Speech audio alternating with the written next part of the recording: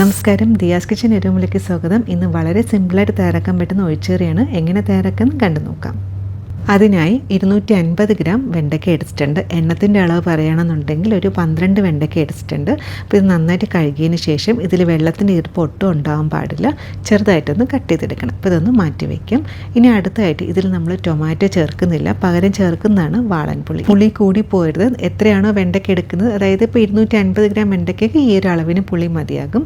ഇതിലോട്ട് കുറച്ച് ചൂടുവെള്ളം ഒഴിച്ചിട്ട് മാറ്റി വയ്ക്കും. അപ്പോൾ നമ്മൾ എല്ലാ കാര്യങ്ങളും ചെയ്തു വരുമ്പോഴത്തേക്ക് പുളിയും നന്നായിട്ടൊന്ന് കുതിർന്ന് കിട്ടും. അപ്പോൾ ഇതിൻ്റെ വെള്ളമാണ് നമുക്ക് ആവശ്യമായിട്ടുള്ളത്. അപ്പോൾ ഇതൊന്ന് മാറ്റി വയ്ക്കാം.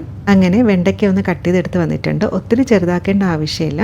ഞാൻ ഈ ഒരു അളവിലാണ് കട്ട് ചെയ്തെടുത്തത്. അല്ലാന്നുണ്ടെങ്കിൽ ഒരു വെണ്ടയ്ക്ക് ഒരു 3-4 ആയിട്ടും കട്ട് ചെയ്തെടുക്കാം. ഏതാണോ നമുക്കിഷ്ടം അതനുസരിച്ച് കട്ട് ചെയ്തെടുക്കാം. അതുകൂടെ തന്നെ 2 പച്ചമുളകും കൂടി എടുത്തിട്ടുണ്ട്. ഇതിൽ സവാളയൊന്നും ചേർക്കുന്നില്ല. ഇനി നമുക്ക് കറി ഉണ്ടാക്കി തുടങ്ങാം. കറി തയ്യാറാക്കുന്നത് മൺചട്ടിയിലാണ്. ഈ മൺചട്ടിയിലോട്ട് ചെറിയ സ്പൂൺ വെളിച്ചെണ്ണ ഒഴിച്ചു കൊടുക്കുക. എണ്ണ നന്നായിട്ട് ചൂടാകുമ്പോൾ കട്ട് ചെയ്ത് വെച്ചേക്കുന്ന വെണ്ടയ്ക്ക ചേർത്ത് കൊടുക്കാം. കൂടെ തന്നെ എരിവിന് വേണ്ടിയിട്ട് 2 പച്ചമുളകാണ് ചേർക്കുന്നത്. ഇതിപ്പോൾ അത്യാവശ്യം നല്ല എരിവുള്ള പച്ചമുളകാണ്. നമുക്ക് എത്രയാണോ എരിവിന് ആവശ്യമുള്ളത് അതനുസരിച്ച് പച്ചമുളക് ചേർത്ത് കൊടുക്കുക. ഇനി ഇത് നന്നായിട്ടൊന്ന് വഴറ്റിയെടുക്കണം. അതായത് വെണ്ടയ്ക്കയ്ക്ക് ഒരു സ്റ്റിക്കി ആയിട്ടുള്ളൊരു കൺസിസ്റ്റൻസി ഉണ്ടല്ലോ, അതായത് വഴുവഴുപ്പെന്ന് പറയും. അപ്പോൾ അത് നന്നായിട്ടൊന്ന് മാറണം. അപ്പോൾ അതിന് വേണ്ടിയിട്ട് ഒരു 5 മുതൽ 6 മിനിറ്റ് വെണ്ടയ്ക്ക ഇതുപോലെ നന്നായിട്ടൊന്ന് വഴറ്റിയെടുക്കുക. അപ്പോൾ ഇത് കളറ് ചെറുതായിട്ടൊന്ന് മാറി വരുന്ന ഒരു സ്റ്റേജ് എത്തണം. വളരെ ഈസി ആയിട്ട് തയ്യാറാക്കാൻ പറ്റുന്നൊരു ഒഴിച്ചുകറിയാണ്. ഇതിൽ സവാളയോ ടൊമാറ്റോ ഒന്നും ചേർക്കുന്നില്ല. അപ്പോൾ ഇത് നന്നായിട്ടൊന്ന് വഴറ്റിയെടുക്കാം. വെണ്ടയ്ക്ക റെഡിയാകുന്ന സമയത്ത് തന്നെ ഇതിനാവശ്യമായിട്ടുള്ള അരപ്പ് നമുക്ക് തയ്യാറാക്കാം. അതിനായിട്ട് മിക്സിയുടെ ഒരു വലിയ ജാറിലോട്ട് 3/4 കപ്പ് ചിരകിയ തേങ്ങ ചേർക്കുന്നുണ്ട്. ഇപ്പോൾ കൂടുതൽ തേങ്ങ വേണമെന്നുണ്ടെങ്കിൽ അതനുസരിച്ച് ചേർക്കാം.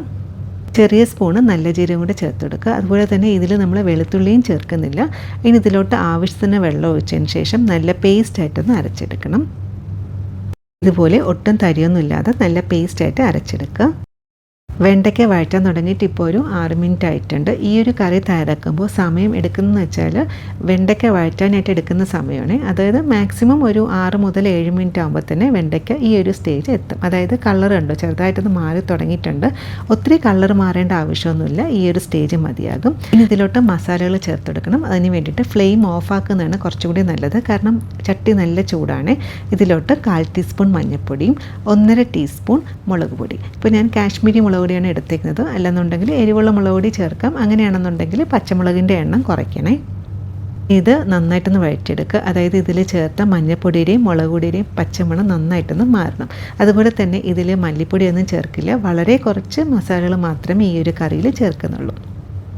ഫ്ലെയിം സിമ്മിലാക്കുന്നതിനെക്കാട്ടിലും ഏറ്റവും നല്ലത് ഇതുപോലെ ഫ്ലെയിം ഓഫാക്കിയിട്ട് മിക്സ് ആക്കുമ്പോഴാണ്. കാരണം മൺചട്ടിയിൽ തന്നെ നല്ലൊരു ചൂടുണ്ട്. അധികം ചൂടായി കഴിഞ്ഞാൽ മുളക് പൊടി ആയതുകൊണ്ട് തന്നെ പെട്ടെന്ന് മൂത്ത് പോകും. അങ്ങനെയാണെന്നുണ്ടെങ്കിൽ കറിയുടെ ടേസ്റ്റ് തന്നെ മാറിപ്പോവും. അതുപോലെ മസാല നന്നായിട്ടൊന്ന് വഴറ്റിക്കഴിഞ്ഞാൽ നമ്മൾ നേരത്തെ കുതിർത്ത് വെച്ചേക്കുന്ന പുളിയുടെ വെള്ളം മാത്രം ചേർത്ത് കൊടുക്കുക. ഇതിൽ ആവശ്യത്തിനുള്ള ഉപ്പ് ചേർത്ത് കൊടുക്കുക. ഫ്ലെയിം ഓണാക്കിയിട്ടുണ്ട്. ഇനി ഓണാക്കിയാൽ കുഴപ്പമൊന്നുമില്ല. ഇത് നന്നായിട്ടൊന്ന് മിക്സാക്കി എടുക്കുക.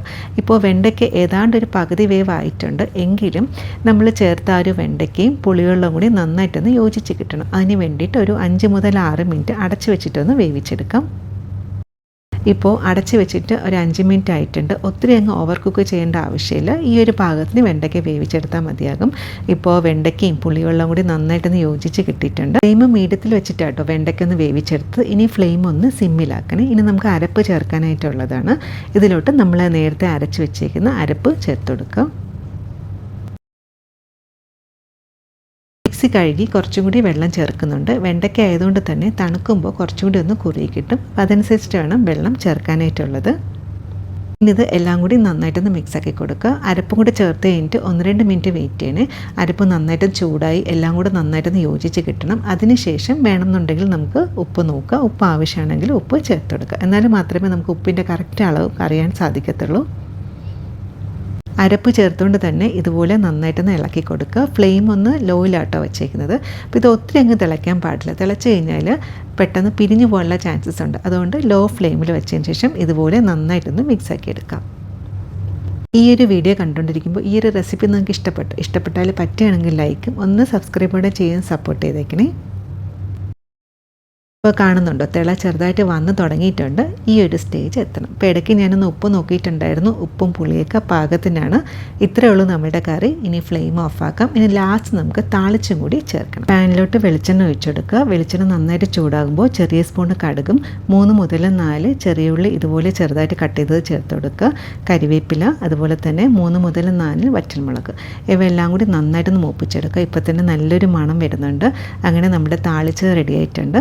ഇനി ഇത് കറിയിലോട്ട് ഒഴിച്ചു കൊടുക്കാം. അതിനുശേഷം ലിഡ് വെച്ചൊന്ന് അടച്ചു കൊടുക്കുക. ഇനി ഒരു 5 മുതൽ 6 മിനിറ്റ് റെസ്റ്റ് ചെയ്യാൻ വയ്ക്കാം. അതിനുശേഷം നമുക്ക് സെർവ് ചെയ്യാം. ഇപ്പോൾ കറിയുടെ ചൂട് ചെറുതായിട്ടൊന്ന് മാറിയിട്ടുണ്ട്. ഇപ്പോൾ തന്നെ നല്ലൊരു മണമൊക്കെ വരുന്നുണ്ട്. ഇപ്പോൾ കറി ഉണ്ടോ, നേരത്തെ കാട്ടിലും കുറച്ചും കൂടി ഒന്ന് തിക്കായിട്ടുണ്ട്. ഇതിപ്പോൾ ചെറിയ ചൂടുണ്ട്. കുറച്ചും കൂടി ചൂട് മാറുമ്പോൾ കുറച്ചും കൂടി ഒന്ന് കുറുകി കിട്ടും. ഇപ്പോൾ ഇത് ചോറിൻ്റെ കൂടെ ബെസ്റ്റ് കോമ്പിനേഷനാണ്. ചോറിൻ്റെ കൂടെ മാത്രമല്ല, കഞ്ഞീരുടെയോ അല്ലെങ്കിൽ ചപ്പാത്തിയുടെയൊക്കെ നമുക്ക് സെർവ് ചെയ്യാൻ പറ്റും. ഈ ഒരു കറി ഉണ്ടെന്നുണ്ടെങ്കിൽ വേറെ ഒരു കറിയുടെ ആവശ്യമില്ല. കൂട്ടത്തിൽ ഒരു മീൻ വറുത്തതുണ്ടെങ്കിൽ നന്നായിട്ട് ഊണ് കഴിക്കാനായിട്ട് പറ്റും. ഇന്നത്തെ റെസിപ്പി എല്ലാവർക്കും ഇഷ്ടപ്പെട്ടാണെന്ന് വിചാരിക്കുന്നു. വളരെ സിമ്പിളായിട്ടുള്ള റെസിപ്പിയാണ്. തീർച്ചയായും ട്രൈ ചെയ്ത് നോക്കുക. ഫീഡ്ബാക്കും കൂടെ അറിയിക്കാൻ മറക്കരുതേ. പറ്റുന്ന പോലെ സന്തോഷിച്ചിട്ടിരിക്കുക. ഇതുപോലെ വേറെ റെസിപ്പി ആയിട്ട് കാണും. Thank you.